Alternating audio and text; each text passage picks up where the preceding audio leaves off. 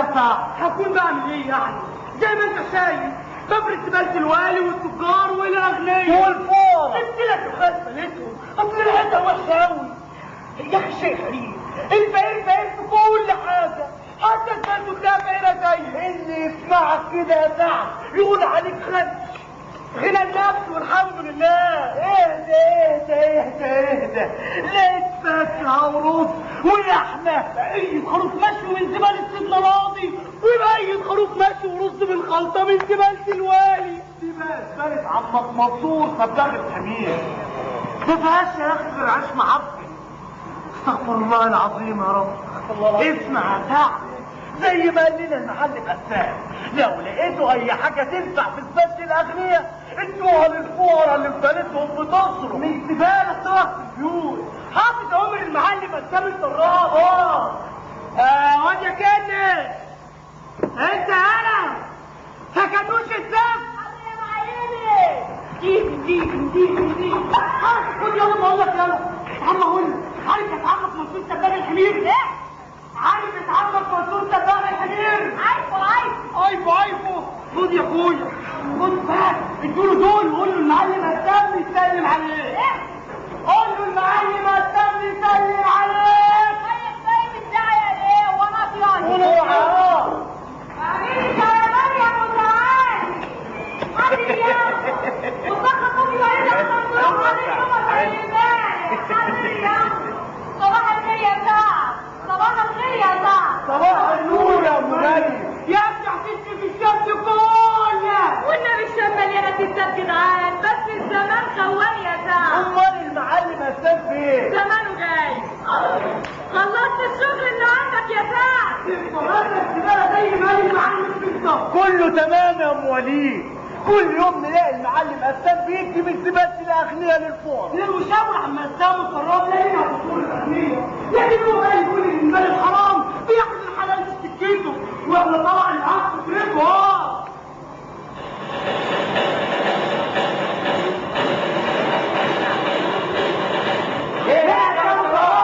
قولوا صباح الخير الاول. ادوا البيوت من ابوابها، مش من ابواب التراب. ضرايب فين يا جوزك فين؟ شوف يا اخويا الطرف والساعة. انا اسمي ام وليد، والمعلم بقى اسمه ابو وليد، واسمه الحقيقي ابو الرجال، ملك الرجال. بتوع سوق التراب يا سيدة جاتكم كمة وقبيبة. يا فتاح علينا على الصبح في ايه؟ عشان عايزين المعلم قسام. ايه ضرايب عليه؟ ضرايب عليه يا لهوي. هو بيذاكر في الذهب ولا في المال؟ ده بيشتغل في الكرة والتراب. ارفع هنا يا راجل. خمس ضرايب على السكر ماشي، انت ابو الفضل برضه ماشي. ضرايب على التجاره اللي داخله واللي خارجه من البلد وقلنا ماشي. ضرايب على السفالين. السفالين معلم السفالين بس. المهم يدفع كل سنه بالسلاح تحتوه. ان شاء الله فوق. التحتون ايه؟ فين قسام الطراب؟ خلصينا. انتوا بتهزروا يا عساكر اكيد. ضرايب ايه اللي عاوزينها على السفالين؟ الحول يا ناس، الحول يا عود، مش قدامك يا بتاع الحمير. الحول يا ناس. وهو يدفع عليه؟ هو بياخد من اللي عايز يصرف. هيدفع الضرايب يعني هيدفع الضرايب سفاح حمير. منين؟ قول لي بس ادفع منين؟ تاخد من كل فلوس زيادة وتدفع الجواب. انا ازاي كلام؟ ضرايب على السفالين كمان؟ ما تتكلمش يا طويل اللي تعب، ما تجيب لسانك عسكر سلطان. يا ناس انا دفعت ضرايب للعطار على الصبغه. خليت ضرايب جديده على كل صبغه صنان تدفع تحت صوت السلطان. دفعت. جايين دلوقتي يقولوا لي ادفع تاني على كل حمار مينا، ولموا من كل حمار باسمه حمار. معقول يا ناس؟ معقول يا ناس؟ لا يا عم يا الصبح عسكر يا فتحي عليا من يا كريم. وعايزين ايه؟ وعايزين يا بنت ضرايب على السبالين. مشي قدامي يا سفاح الحمير، ادام مش هتدفع يبقى تتسجن. بسرعه يا كده. المعلم وقف، المعلم قدام الطراب وقف يا جماعه. شوية يا معلم، بنتي يا اخويا.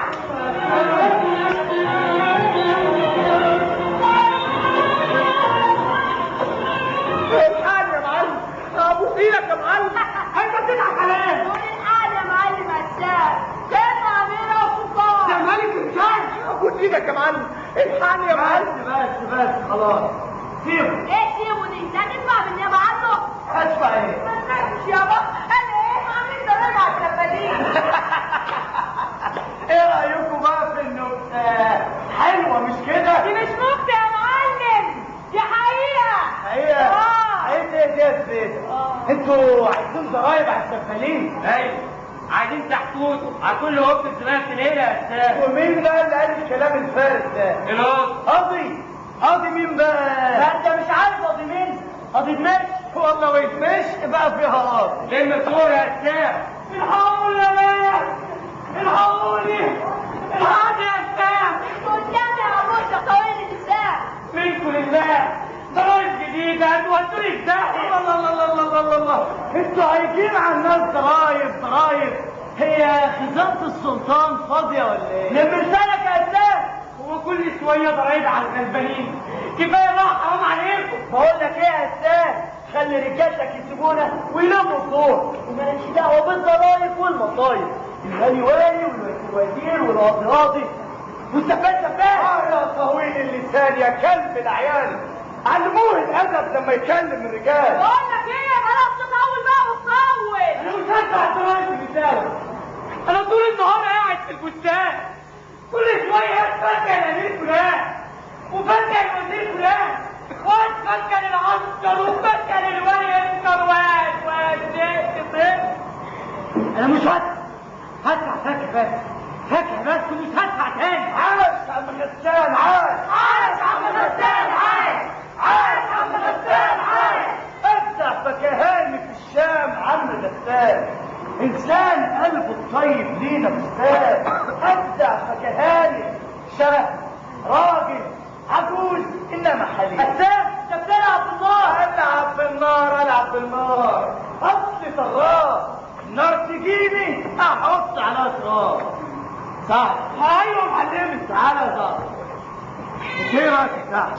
انت تلاعب طول عمرك عاملك عين على الولاد الشغالين، تراقبهم تخلي بالك منهم لحد يسرق بيت ويشوه سمعه الزبالين يا سعد، وكنت دايما امين على البيوت. بس دول زودوها قوي يا معلم، جبت بالك مني محلوم يبقى لا انت كلها مش شام غلابه، واحنا بقى ممكن نضربهم ونخرب بيتهم. تلعب فاكر وانا عسايه. انت ايه رايك يا زعتر في الكلام اللي بيقوله سعد؟ انا رايي اننا ندفع النهارده ومن بكره ما نشيلش الزباله. يوم 2 3 ان شاء الله شهر، بعد كده بقى هم هيجونا ويبوسوا ايدينا. لكن ضرب وخبط لا، احنا ممكن نضربهم زي ما بيقول سعد. سهل قوي ان احنا نضربهم، لكن احنا نضربهم بالادب احسن. طول عمرك عقلك تمام يا صاحبي، وتحكم الكلام بالميزان وتحكم بين الصبيان. ابويا حر ما هوش داس. بقول لكم ايه يا عسكر الارض، كل واحد بقى حبيبي ياخد اخوه في ايديه ويلا بقى نتوكل على الله. عايزين منك 7 دنانير ومن منصور 3 دنانير، وعايزين فاكهه من البستان بدل الناس، يعني نتعاون مع الناس. اسكت يا سعد. هات يا زبيده 10 دنانير. بتقول ايه يا معلم؟ اعملي اللي بقول لك عليه يا زبيده. حاضر يا معلم. يلا 10 دنانير. خد يا ابني 10 دنانير اهو، 7 هديه و3 لعمك منصور. قول بقى لعمك القاضي دول اللي معايا تحويشة عمري، ومن بكره انا والرجاله مش هنشيل زباله من قدام اي دار، وخلي بقى الزباله قدام كل دار. احنا اسلام السراب قلنا ونقول صحيح، ممنوع تنظيف الزباله ولا شيل التراب لحد ما تنشال الضرايب والاتاوه من على الغلابه. يا فرحتي يابا، عملت لنا ايه؟ عملت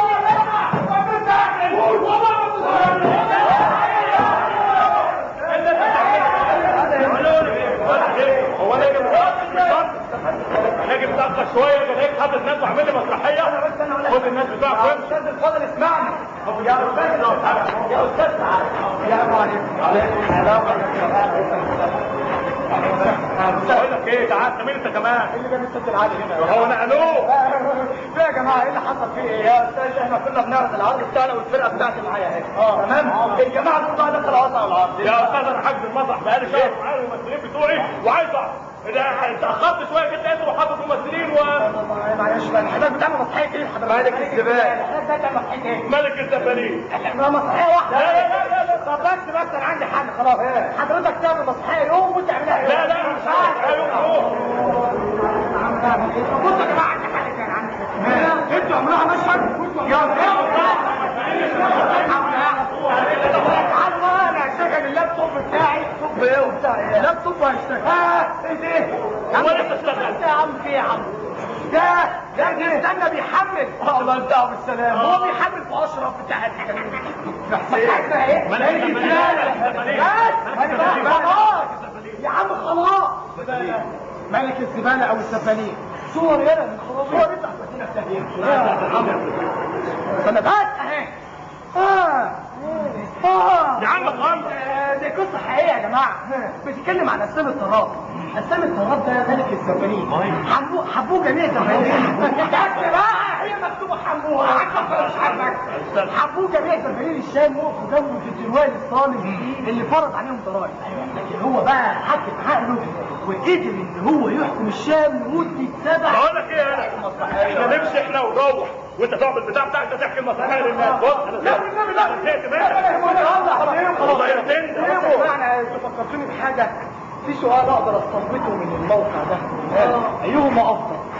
العقل يا عم عايزين نكمل. خلاص شوف حل تاخد البتاع بتاعك خلاص بصوا يا جماعه الشخصيات المسرحيه كتيره جدا. ايه رايكم تعملوا مسرحيه الاثنين مع بعض؟ يلا انت عندك نقطه عنصر النساء وهو فريقه كلها عنصر نساء. يعني سبحان الله يعني ما عادش غير برج القاهره واللي هرم خوفه. ايوه كده انا كده موافق. ما عنديش الا انا اتكل على دي. وانا كمان هشتغل معاك. اشتغل معانا احنا. انا هعمل لكم ديكور. انا اقدر اعمل لكم شد كوره.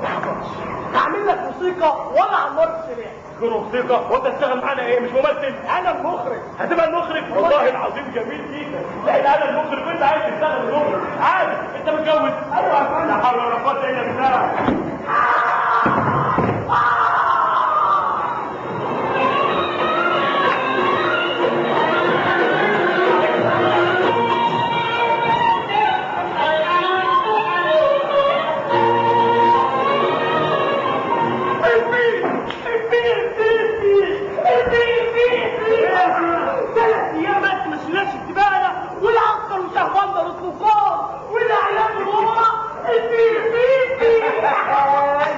اهو ده الادب من غير ضرب ولا خط يا عم سعد.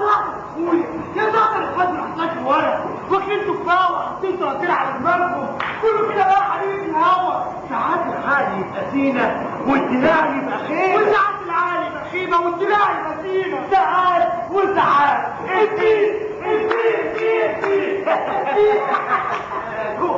هو المعلم فين؟ والله ما انا عارف. صباح النور. ازيك يا مالك؟ المعلم صح فيك ما دام عملت كوبايه الشاي. صحي وبدأ وقعد كمان. صباح الفل يا رجاله. صباح الفل يا رجاله. سمعت يا النكته؟ البي كل ماشي حاطط منديل على مناخيره. البي طب الناس عامله ايه الاغنياء بيصرخوا بالدبالين. فين الدبالين؟ فين الدبالين؟ طب والفار متعودين على الريحه الوحشه فعمالين يضحكوا على اغنياء. انت خايف لسه بيجمعوها وبعدين عاملين اجتماعات في بيت القاضي والعزيز الفاطمي. انا خايفه عليك يابا. ما تخافيش يا مريم. الخوف يذبح الرجال ويشوه الجنين في بطن امه. ربنا معانا يا بنتي والحق معانا. ما تخافيش يا مريم على ابوكي ده ابو الرجال. هو وليد فين يا جماعه؟ ساعدتوا لحد حلب يشوف لنا موضوع ابو البنات. الراجل ده ما بينزلش من فوق وبعته فيه بقى. لازم الشام كلها تبقى يد واحده. مفيش شيل زباله بتتمشي وكل الشام. يا اخويا خلينا في دمشق. انت عايز الشام كلها ليه؟ ما هو انا شيخ دبالين الشام واللي اقوله هنا لازم يبقى في كل مكان. صح يابا هو ده الكلام. يعني وليد ده الحلب وزمانه جاي. يا سيد الرجال يا عم بسام. قال يا عم السماء قول يابا. يابا انت تحبي الهزار. عملت ايه يا واد؟ السلام عليكم. عليكم السلام. سبعة ولا ضبع يا ايه يا بنت الحلب؟ عايز الحلب وانا بقولك مش عايزه حاجات يعني. يا بنت ما هو السعد زي اخوك. زي اخويا. ماشي الكلام. يا بنت هو ابوك راح جه من حلب على جناح يا ماما، ما لحقش يجيب لك ولا يجيب لنا حاجه. انا ما رحتش حلب اصلا، وانا تصوير وبنت ما تستناش ومعاهم ايه، وكانوا جايين يقولوا لك انهم سمعوا على المحطه ومش هيشيلوا الزباله الا لما تديهم القرار. وهم كنت معاك يا اهلا وسهلا بيهم. لا يا مريم، هم بيقولوا لك ان انتوا حلب معاك كمان. والله احلى كلام. يا استاذ يا استاذ انت عليك ده صوت غريب. يلا نحرم الصراف دلوقتي. خلاص بلا حريم بلا جنبها، ما تخلينا نسمع الكلام بدل ما نتصنف على الشبابيك والبيبان. ماشي يا زبيدي. مين اللي بينادي؟ انا شهبندر التجار. تعالى يا شهبندر التجار. السلام عليكم. انت مش عاجبك؟ انا بديلك دينار في الشهر، اديلك دينارين بس تشيل الزباله من قدام بيتي. اصل المشكله مش معاك انت يا سيدي يا سيدي، مش انا ملك الرجال، ملك الرجال اهو قدامك اهو. طب العطل على الله معلش.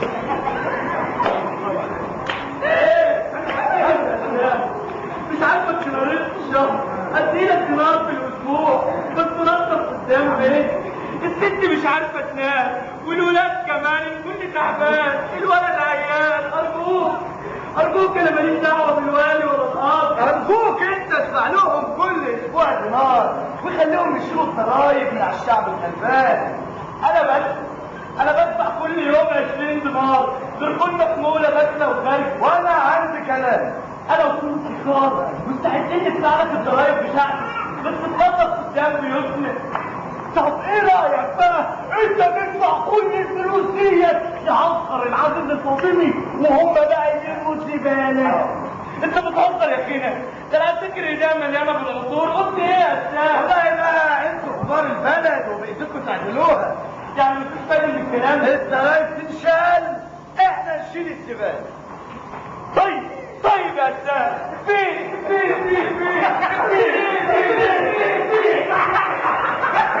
شيء ولا في الخيال. شهبندر التجار كبير العيان يجي لحدنا هنا قدام قسام سيد الرجال. سلام على السلام يا الناس، قد ايه الواحد يحس بقيمته. العقل يا سعد.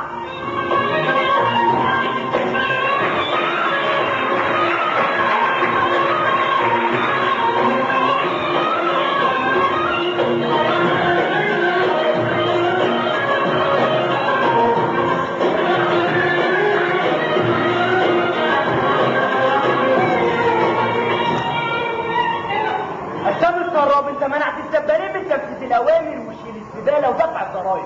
انا دفعت الضرايب ونفذت الاوامر ومش هقدر ادفع تاني لان مش زي عم خسان عندي فاكهه.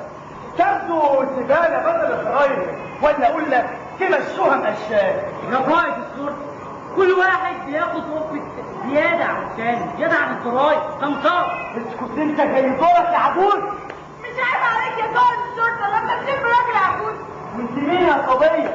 بنت خسان؟ عم غسان زي ابويا بس انا ابويا قسام الصراف. يا سلام والله خلفت يا قسام بنت جميله القوامه يا جميله النساء. خدت وحمتها في عينيك، خدت وحمتها عليك. بخروها بنتي دي بخروها من عين حاجه حتوه. قسام انت مقبوض عليك، انت اعلنت التمرد والعصيان. ايوه انا معايا امر بالقبض على قسام الصراف. انت اللي سبت الزباله قدام البيوت وخليت المدينه كريهه. دمشق اللي ريحتها فواكه وعطور تبقى ريحتها عطر وعفن. لو ايدي تطول رقبتك تمرد وعصيان واضراب كمان.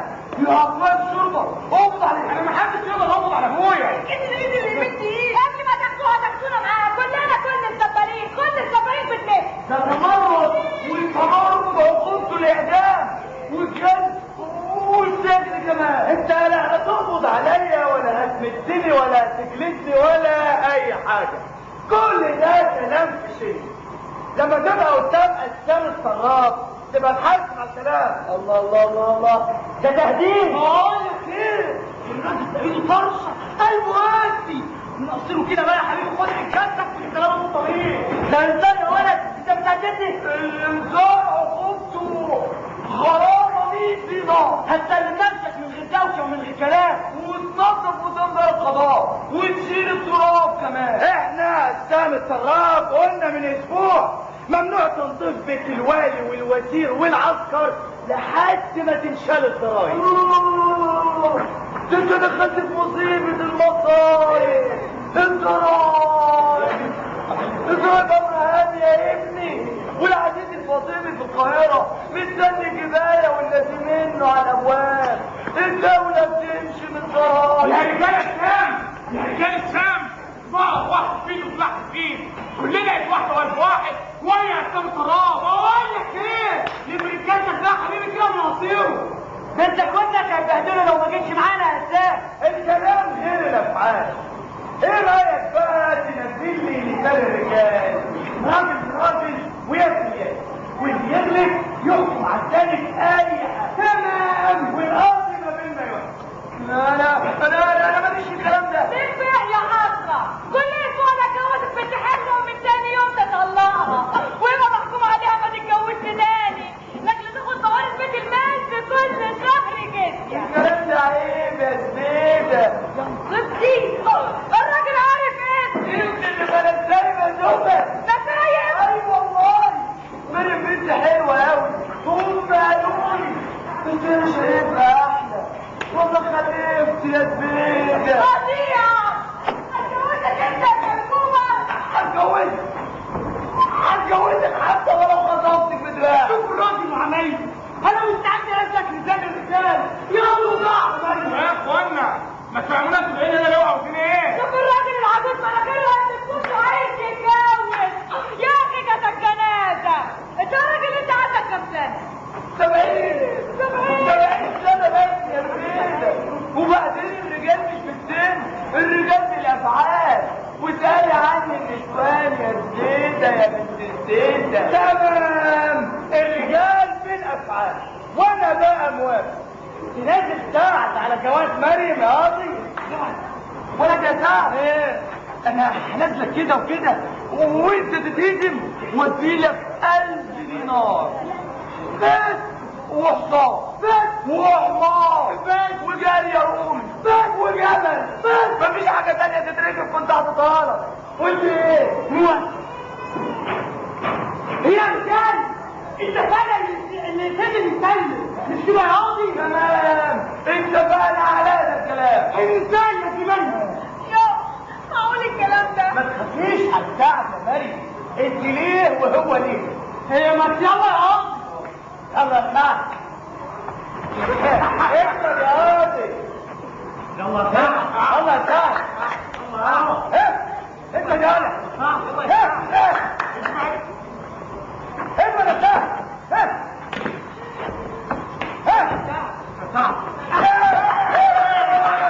جدع يا ساعة. تحب النساء تاني يا قاضي. ايوه يا مصطفى لو خلقت قبل ما تطلع نار من حالي وضعف يبقى انت تساوي خروج الشغل.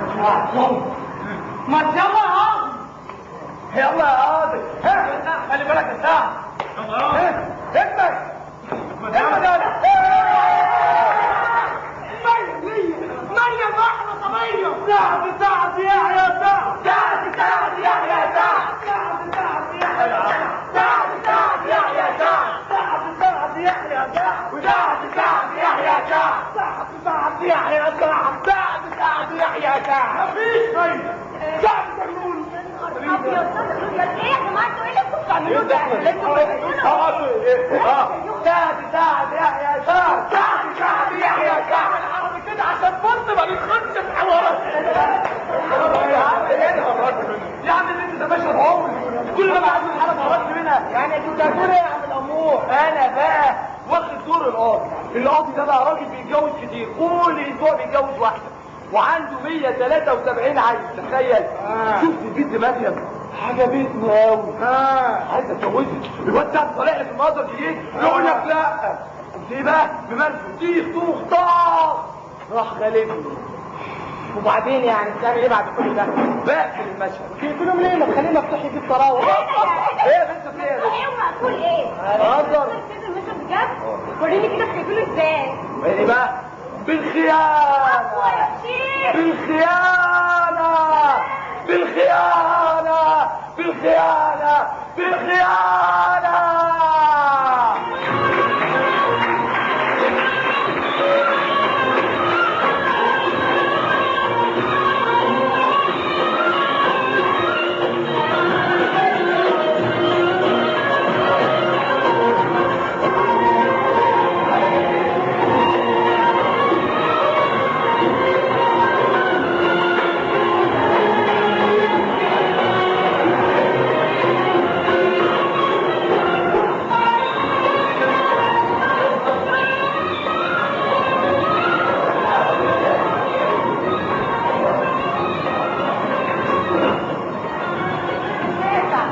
تسلم ايدك يا مريم، تسلم ايدك. عمك كفايه الشيء انما ايه؟ بقول لك ايه يا انت الكلام اللي انت قلته يا مريم انا سبتك بدراعي ومستعده اديك بروحي يا ستي. قول لي يا سعد. حلو سعد، روح سعد. هو الراجل لما خلك على جنب كان بيقول لك ايه؟ انا هدي لك 1000 دينار وحصان وجمل. هيديك كل ده؟ عشان يغلبني قدام الناس وياخدي. طب انت ترمي كل ده ليه؟ علشانك يا مريم. طب افرض ان القلب مش معايا. مش مهم يا ستي، المهم ما تبكيش مني. اي حاجه. يعني هو اتجوز بالعافيه؟ لا طبعا. طب لو اتجوزت غيرك؟ اتجوزت غيري هموت كتير من عشق العزيز الفاطمي وقعدت نفسي. وبعت مراسيل لجبل صرفه والزبدان نطلب كل سعار الحرافيش يبعتوا لنا معونة الزبالين والعيارين، وبعتوا رجاله وقطعوا الطرق على عسكر الولي والعزيز الفاطمي. سلام عملت جاب. ايه الأخبار هذا كده؟ قول كمان. ايه اللي في الهبطة بتاعتك انت؟ من عساكر عزيز فاطمه. بتقول ايه يا سكينس؟ ايوه ده زعلت منه ولا ايه معايا؟ هو يا عايز تخلص ولا تحاسب مرة؟ وانت الجدي لسه سنة الذهب ده الحريم. ابوي يومي ولا عيان؟ ده بتنسى ده. يا ده احنا مش نصوص زيهم يا ولد. انت امال يا ملك الرجال. اخلع يا واد السلسله. ايوه ما تقوم بقى يلا عاملين السلسله بقى تشتمك فيا. وانا كان السلسلة دي هتتباع. ايوه لازم تدفع يلا عشان احنا محتاجين سلاح وقت. كده طيب انا برضه جدع وفاهم اهو يا خير. انا بقى اروح ابيع السلسله واشتري بقى سلاح وقت وهتزعل مني يا ملك الرجال. عايز نص. مالك يا سام؟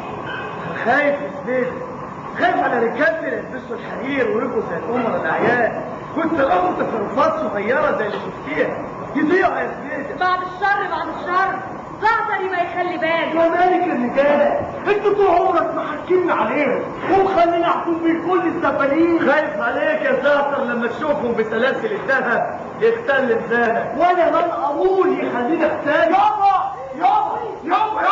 يابا خير يا ولي. يابا ايه؟ الراجل ايه معاه 1000 جندي؟ 1000 جندي؟ شوية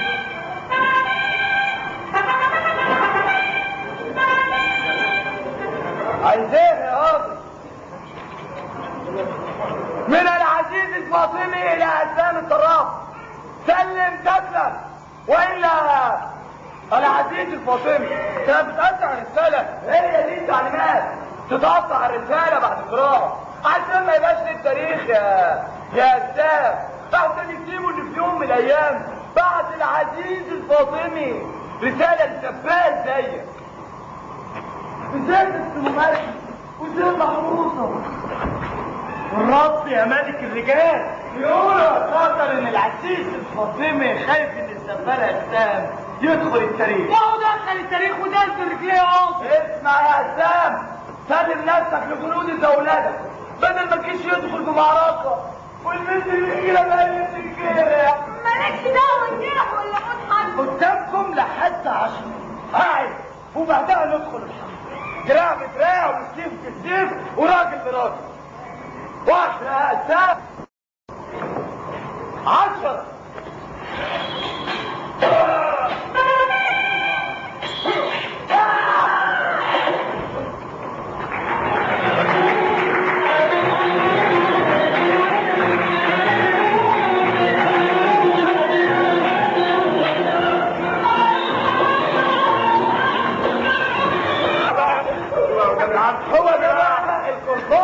كنت بتضرب فيه مش كده يا والد؟ مش يا راجل عيب ده انا لسه بهوشك يا والد، لازم تكون جامد. شوف يا أستاذ، قول عني اسباب يحول اللسان. متولي يا زلمه، متولي كده حب من غير عصام. اسمع يا اسلام، اعدل الميزان. الولي ولي وثبت بقى الكلام. ضمرت ايه يا عرفان يا قاضي يا فساد؟ انا هنا حاكم الشام ومفيش كلام. عزيز الفاطمي هيزعل. ياما قومتني يا اخويا من عزيز الفاطمي، ما يزعل ولا تضحك. انا وقعت منكم معظم عسكر عايزين الموضوع يا ناس سيبونا لو هنسوي كلام معاك شويه كلام رجاله لوحدنا هنقوم. وانا عندك كده الموضوع مهم جدا. في من انا ومريم على الفراق ما خلصش الحكم في الدنيا الا الكلام على الفراق. يا اما خيانه يا اما دسيسه يا اما خديعه. مش كده يا قاضي؟ مش كده يا والي؟ سيبوني كلكم انا ومتولي نتكلم شويه. يلا يا جماعه كله يتعرف. يلا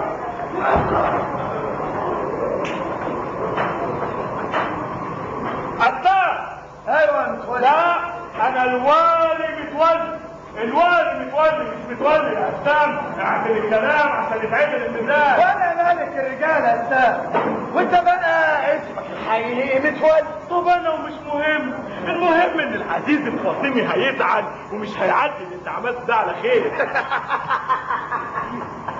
يا سلام. والله والنبي والله العظيم. انت بقى الوالي متولي بتشتغل عند العزيز الفاطمي صح؟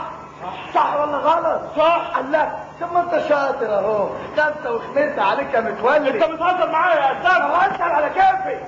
في الزمن اللي انت جايبهم طلع ساكر ولا تنبت السلطان؟ دلوقتي العزيز الفاطمي مش هيعدي اللي أنت عملته ده على خير وهيبعت جنود وشنود. العزيز الفاطمي مش هيقبضك اول الشهر. دلوقتي انا اللي هقبضك انا بس. طب الحمد لله صفرنا القاهرة عند العزيز الفاطمي ابوس ايدك. انت عايز تسافر عند العزيز الفاطمي؟ ابوس ايدك، اديني ايدك ابوسها. بوس ايه؟ بوس بوس. خلاص بص، انا بقى مش موافق على سفر. احنا محتاجينك شويه، عايزينك معانا انا عايز اسافر القاهرة عند العزيز الفاطمي. انا قلت هتشتغل عندنا يعني هتشتغل عندنا. سامع متولي ولا اسكيلك وبهدلك زي ما كنت بتعمل؟ ابو حيان يا بنت رجال. والله ايوه ابو حيان. ايوه يا سلام، والله سلامات يا ابو حيان. ابو حيان ايوه. حيان مين؟ ابو حيان مين يا متولي؟ ابو حيان مؤرخ الخليفة العباسي وكاتب الديوان. وانت تعرفه؟ ايه اللي اعرفه؟ ايه اللي اعرفه؟ ده اديب كبير وكاتب كبير. هو ده احسن واحد يكتب لك الجوابات والرسايل. اشتغل عندك وانا اسافر القاهرة عند العزيز الفاطمي. لا يا متولي، انت هتساعده ومن اظهر قدام الناس زي اي واحد فيهم. يا سلام. يعني انت واقف ل9 شهور والناس مرتبه. مش قصدي شوف يا متولي، قدامك 3 حلول. اول حاجه تشتغل سبال وتنظف حفل على الطريق. تاني شغلانه كاتب الملك والديوان. تالت شغلانه تشتغل معلم لاولاد السفالين، تعلمهم القراءه. يا نفوخي اختار بقى وخلصنا. عمنا الملك افضل والطبيب. انا مش عارف اختار ايه. خليل ابو حيان. ادخل يا ابو حيان.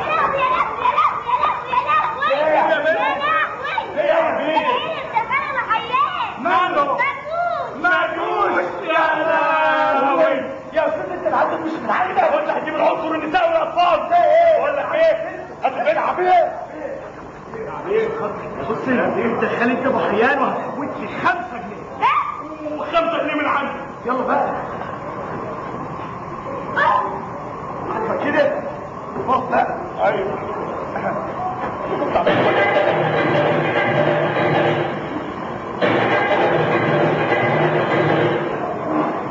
السلام عليكم ورحمة الله وبركاته. اهلا ابو حيان. مرحبا يا ابو حيان. ازيك يا ابو حيان؟ منور والله يا ابو حيان. قول له يا حيان فهمه وحيد ينفع لو اخذ زبال يبقى مالك الرجال ويقف قدام العزيز الفاطمي. يا سلام. قول له يا ابو حيان، عنتر مش كان راعي انا وبقى امير. قول له يا ابو حيان. ما بقاش لا ملك ولا سلطان. ايه؟ ولي فهمه حكايه حكايه عنتر. مولاي يا اسلام الطراب، التاريخ دايما له احوال عجيبه وغريبه. مين بقى اللي بيكتب التاريخ؟ المؤرخين. زي ابو حيان كده. اكتب لي التاريخ بتاعي يا ابو حيان. اكتب ان السفالين هزموا الجنود وحكموا البلاد. اكتب يا ابو حيان. ازاي؟ وعندنا السيد المعلم والسيد الطراب. والحق يا ابو حيان شويه شيء انما ايه كمان. حسيت ان نعناع هذا تعب. نعناع طازه يا معلم. اكتب يا ابو حيان، ده انت خارج على ملك الرجال ولا كانهم في الحاره. وفين؟ مش الولي ده والملك الثاني، ما تفهموا يا ابو حيان. الحياه يا مولاي. الحقيقة ايه بقى هي الحقيقة؟ الحياه يا مولاي اللي الملوك مش هيسمعوا بكتاب تاريخك مهما كنت او حققت. لو كنت ضابط او تاجر او عسكري كان ممكن، لكن تسمح لي زبال مش ممكن. والله قلت الكلام ده كله يا ابو حيان. سمعت يا سعدان؟ احنا جايين لك من عند الخليفه العباس، احنا بنعيدك وبندعمك وجايبين لك هدايا كتير عشان تحرر هذا البلد من الفاطميين وتاني الولاء للعباسيين. عباسيه فاطميه لا، عباسيه فاطميه لا، عباسيه فاطميه لا. الهدايا. يا حلاوه يا حلاوه.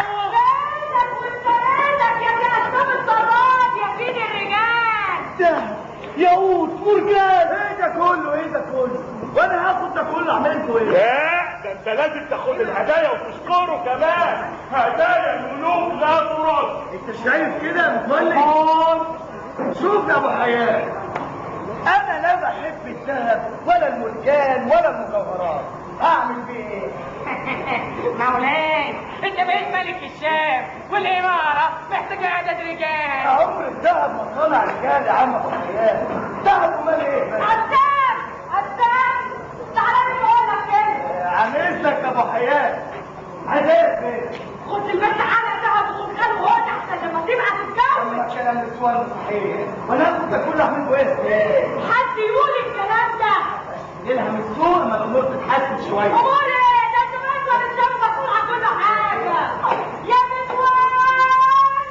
تعالى هنا ما تطلعش. انا شوف الموضوع. تعالى ده. انا جاي اهو. تعالى. الوالي وظيفته ايه بالظبط؟ وظيفته ايه؟ ولا اي حاجه، بيدير البلاد. يعني ايه كده البلاد؟ يا غلبان ده احنا بقالنا 3 ايام ما شلناش الزباله ولا عصناش التراب. البلد عفنت. لا ده كلام تقولهولي. طب ازاي بقى كده البلاد؟ ها؟ قول يا مولاي خلي الذهب والفلوس عندك هتحتاجهم، واذا احتجت اي حاجه تاني من الخليفه العباسي ابقى وقتنا في الحال. السلام على ملك الرجال السلام الطراب. استنى بس يا عم ابو حيان. قول لي، هي وظيفه الوالي دي صعبه؟ دي اسهل شغلانه. ازاي يا ابو حيان؟ اي حد يجيلك في شكوى حوله على القاضي. قاضي؟ بقى ده قاضي يا ابو حيان.